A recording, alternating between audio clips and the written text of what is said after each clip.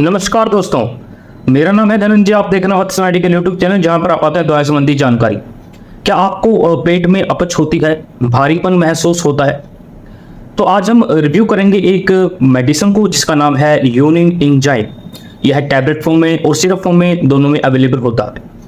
तो विस्तार से जानेंगे इस टैबलेट और सिरप के बारे में। इसको मैन्युफैक्चर और मार्केट करता है टोरेंट फार्मास्यूटिकल। यह हमारे पास प्रोडक्ट उपलब्ध है सिरप फॉर्म में भी और टैबलेट फॉर्म में भी। ये है यूनिन एंजाइम। इसके अंदर जो हमें देखने को मिलता है यह फंगल डाइटेस हमें इसमें देखने को मिलता है। इसमें अमाइलेज हमें देखने को मिलता है, एक्टिवेटेड चारकोल इसके अंदर हमें देखने को मिलता है और पपेन हमें इसमें देखने को मिलता है। जो फंगल डाइटेस की अगर हम बात करें तो उसमें 100 मिलीग्राम होता है और पपेन इसके अंदर 60 मिलीग्राम होता है और एक्टिवेटेड चारकोल 75 मिलीग्राम इसमें देखने को मिलता है। सिरप के बारे में बात करें तो सिरप इसमें इंग्रेडिएंट सिरप के अंदर कौन कौन से होते हैं हम वो भी आपको दिखा देते हैं। ये है यूनिन एंजाइम सिरप। इसके अंदर जो हमें इंग्रेडिएंट देखने को मिलता है फंगल डाइटेस, जिसको एस्परगिलस ओरिएजा भी कहा जाता है, वो हमें देखने को मिलता है 50 मिलीग्राम।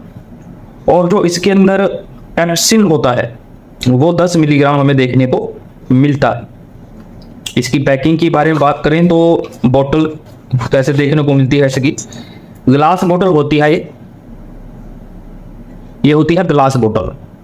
इसकी एमआरपी देखने को मिलती है 127 और यूनिन एंजाइम की जो प्राइस देखने को मिलती है वह 77 यानी 77 रुपये हमें देखने को मिलती है। हम आपको एक बात से अवगत करवा देते हैं, जो टैबलेट होती है वो एथिकल यानी स्टैंडर्ड में काउंट होती है और जो सिरप होता है वो जेनेरिक में आता है, यानी एक जेनेरिक डिवीजन का प्रोडक्ट है और एक एथिकल का प्रोडक्ट है। हम आपके लिए एक अलग से एक वीडियो लेके आएंगे जेनेरिक और स्टैंडर्ड में क्या फ़र्क है और इनकी क्वालिटी में क्या फ़र्क है, इनके कार्य करने में क्या फ़र्क रहता है। तो जानते हैं fungal diastase, amylase, papain, activated charcoal को डिटेल में। इसमें पहला इंग्रेडिएंट हमें देखने को मिलता है फंगल डाइटेस यानी एमाइलेज। यह मुख्यतः रूप से अगर आपको गैस्ट्रिक समस्याएं हैं, गैस संबंधित समस्याएं हैं, इनडाइजेशन है, अपच है, अगर आपको उससे छुटकारा पाना है, ठीक करना है, तो उस स्थिति में फंगल डाइटेस का उपयोग किया जाता है।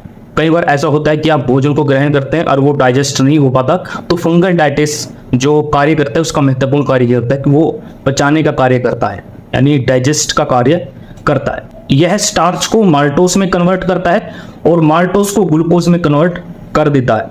यह कार्बोहाइड्रेट के साथ साथ नॉन वाइटल ब्लड सेल के टूटने का भी कारण बनता है। इसको जो फंगल डाइटेस है इसको कहा जाता है एस्परगिलस ओरिएजा, इसका दूसरा नाम देखने को मिलता है।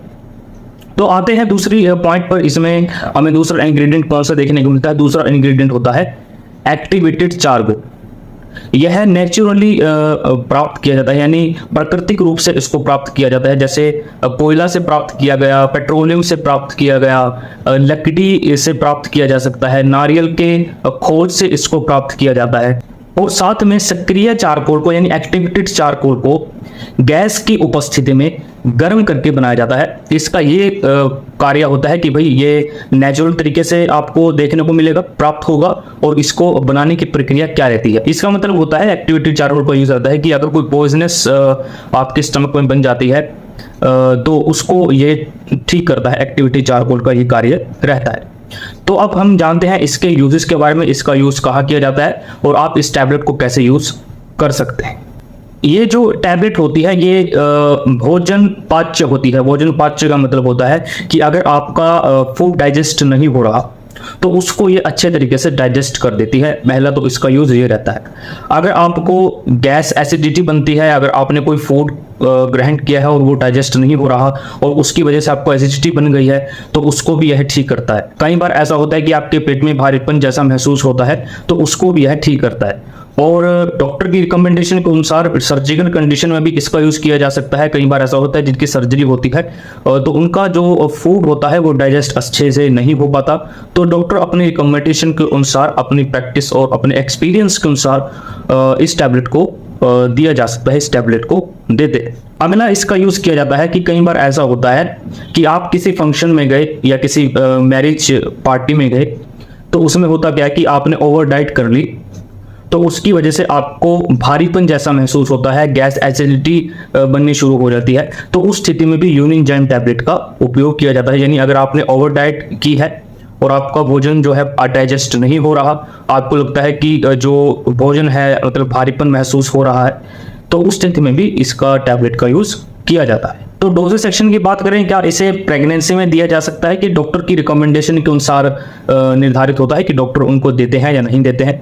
डोज के बारे में अगर हम बात करें तो एक टैबलेट ली जा सकती है। अगर आपको भोजन डाइजेस्ट नहीं हो रहा तो एक टैबलेट से काम चल जाता है, नहीं फिर आप 2 टैबलेट दिन में ले सकते हैं।